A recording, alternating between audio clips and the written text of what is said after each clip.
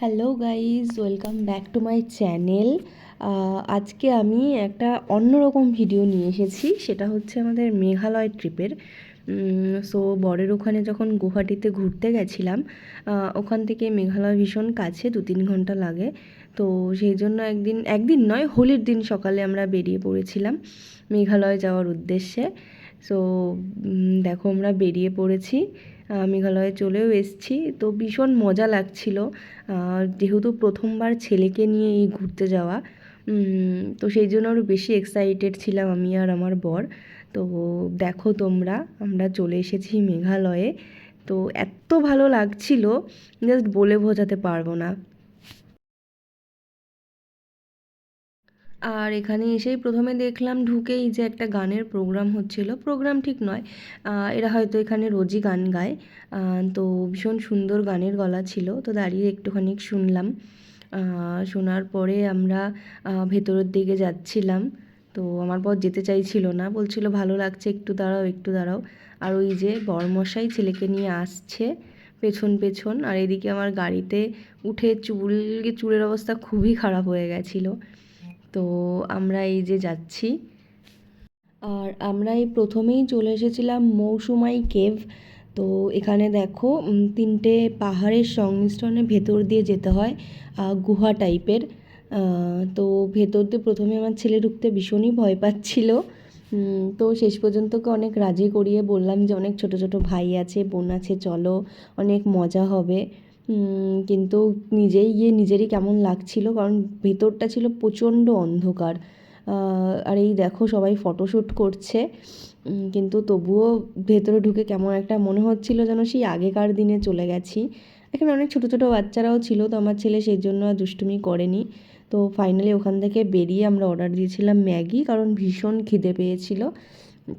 আর এদিকে বাইরের পরিবেশটা দেখো, জাস্ট ওয়াও। তো সেই জন্য এখানে অর্ডার দিয়েছিলাম ম্যাগি।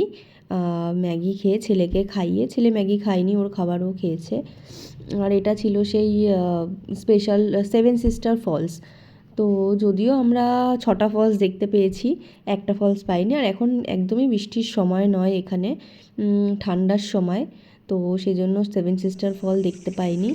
আর এদিকে চলে গেছিলাম আমরা ডাউকি। এই যে দেখতে পাচ্ছ, এটা হচ্ছে, দেখো লেখাই আছে সামনে বাংলাদেশ, মানে এটা বাংলাদেশ বর্ডার ছিল।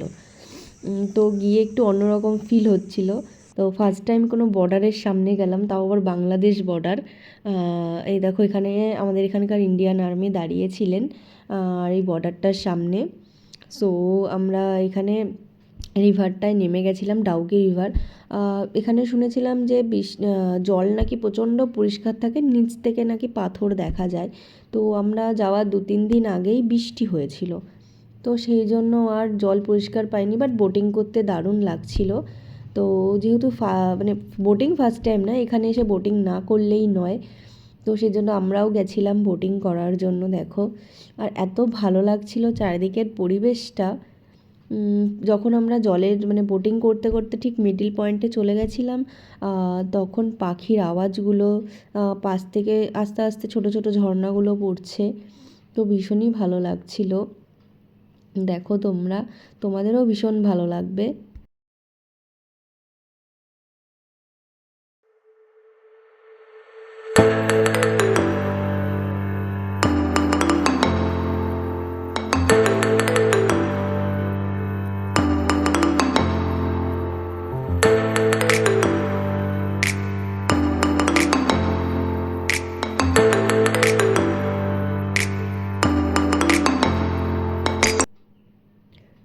আর এটা হচ্ছে রুট ব্রিজ, যেটা সম্পূর্ণ গাছের শেকড় দিয়ে তৈরি হয়েছে।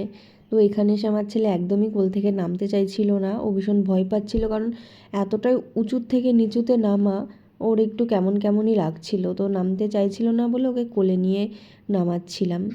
আর এই দেখো, রুট ব্রিজটা এত সুন্দর, রুট ব্রিজটা সত্যি ভীষণই সুন্দর। গাছের শেকড়গুলো দিয়ে যে কিভাবে তৈরি হয়েছে।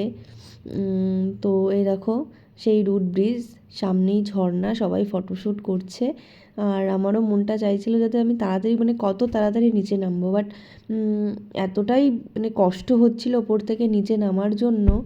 আর আমার ছেলে তো দৌড়াদৌড়ি করছিল সমানেই।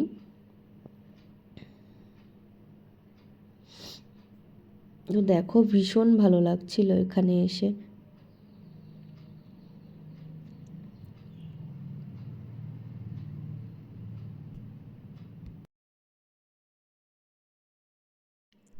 আর আমাদের এখানে এসে ডেলি ফুড হয়ে গেছে যেন ম্যাগি। সো আমরা আবার ম্যাগি খেয়ে বেরিয়ে পড়লাম। আর এদিকে দেখো মানে মেঘগুলো পুরো যেন গাড়ির ভেতরে ঢুকে যাচ্ছিলো, এতটাই ভালো লাগছিল। তো আমরা শিলংয়ে ছিলাম আমার বরের গেস্ট হাউসে। এই দেখো গেস্ট হাউস থেকে ভিউটা জাস্ট দেখো। আর এখানে বাইরে এতটাই ঠান্ডা ছিল, প্রচণ্ড ঠান্ডা ছিল বাইরে। সো তোমরা কে কে মেঘালয়ে গেছো? আর আমার যেহেতু প্রথম ট্রিপ ছিল, তো সেই জন্য ভীষণই মজা করেছি আমি। আর ছেলেকে নিয়ে প্রথমে একটু ভয়ে ভয়ে ছিলাম যে ও কীভাবে নেবে। তো ও সেইভাবে আমাকে একটুও ডিস্টার্ব করেনি। হয়তো ও আমাকে সাপোর্ট না করলে এইভাবে ঘুরে আসতে পারতাম না এত সুন্দর করে। তো তোমরা যারা যারা বাচ্চাদের নিয়ে যাওয়ার জন্য প্ল্যান করছো, তো নির্দ্বিধায় যেতে পারো। বাচ্চাদের অ্যাকচুয়ালি কোনো সমস্যা হয় না, সমস্যা হয় আমাদের। আমরা একটু বেশিই প্যানিক করি ওদের নিয়ে, যে ওরা কি করবে না করবে। তো তোমরাও যেতে পারো মেঘালয় ট্রিপে। যেহেতু আমার বর ওখানে ছিল, তো সেই জন্য আমার ঘুরে আসাটা বেশি স্মুথ হয়েছে, আমাদেরকে কোনো কিছু টেনশন করতে হয়নি। সো ভিডিওগুলো ভালো লাগলে প্লিজ শেয়ার করে দিও।